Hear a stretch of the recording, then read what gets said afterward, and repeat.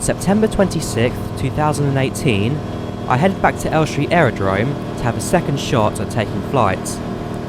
Once again, I would be with Ben Hilton, the PIC of the ill-fated Icarus flights from last weekend, except this time we both had our hearts set on reaching the Imperial War Museum at Duxford. As mentioned last time, Ben is a personal friend of mine who holds PPL and works for the Fly-by-Light Aviation School at Elstree. He too has a YouTube channel, which you can check out by clicking on the eye in the top right corner of the screen for his flying videos and time-lapses, which are definitely worth a watch. This time we would also be flying the Flight Design CTSW, which is the most favoured of the Fly-by-Light fleets. Golf Charlie Echo Kilo Delta was built in late 2005 and registered in early 2007. Part of the CT series, the SW stands for short wing, which gives it a higher cruising speed than the rest of the aircraft built. First thing first, we did have to refuel the aircraft. This meant taxiing over to the refueling pump, waiting in queue for access, then manually pulling the aircraft into position. This was very much a manual job, but one I enjoyed experiencing, as this is something I would never be able to do under any other circumstances. We then returned to the aircraft, got our taxi clearance, and reached runway 26, humming the theme to Top Gun of course. Take off at our own discretion, winds were at 8 knots, this time we were going to do it. As we departed from Elstree, we made a right-hand turn and flew right downwind to clear the airspace before switching to Luton approach and headed towards Duxford. The experience of flying a light aircraft is very different to anything I'd experienced before, as in a commercial airliner, the passenger cabin is designed to minimise any feeling of the outside world as you fly, and no simulator could truly recreate that sensation of flying from the cockpit of a light plane, but this is something I will cover in a separate video. For the duration of this flight, we cruised between 1500 and 1600 feet. The views we got of southern England was also phenomenal.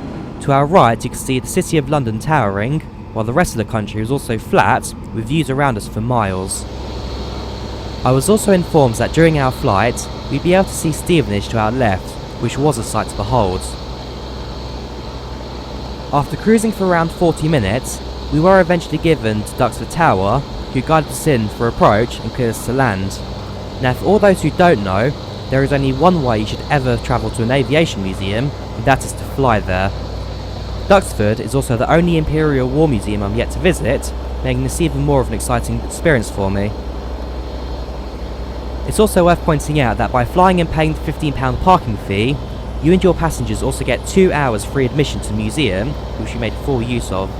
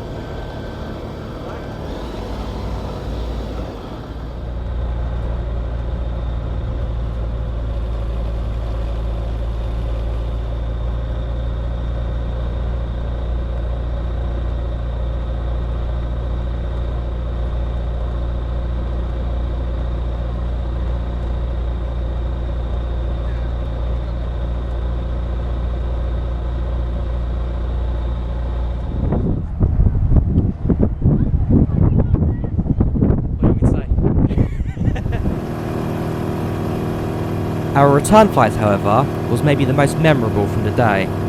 In contact with Luton approach, we were handed over to Tower, who would guide us across the airfield via Oxley from the northern airfield boundary. This meant a good couple of minutes of directly flying over the UK's second most hated airport, while we watched an EasyJet A320 depart from below us. This was definitely something to behold, and one I'll certainly remember for a long time to come. Ben later that day, however, went on a second convoy flight over Luton with 2 Icaruses without me, that jammy sod. A couple minutes heading southwards, we did then eventually reach Elstree, who cleared us in for a left downwind approach, giving us a fantastic view of the Wembley Stadium and the City of London again, before coming into land.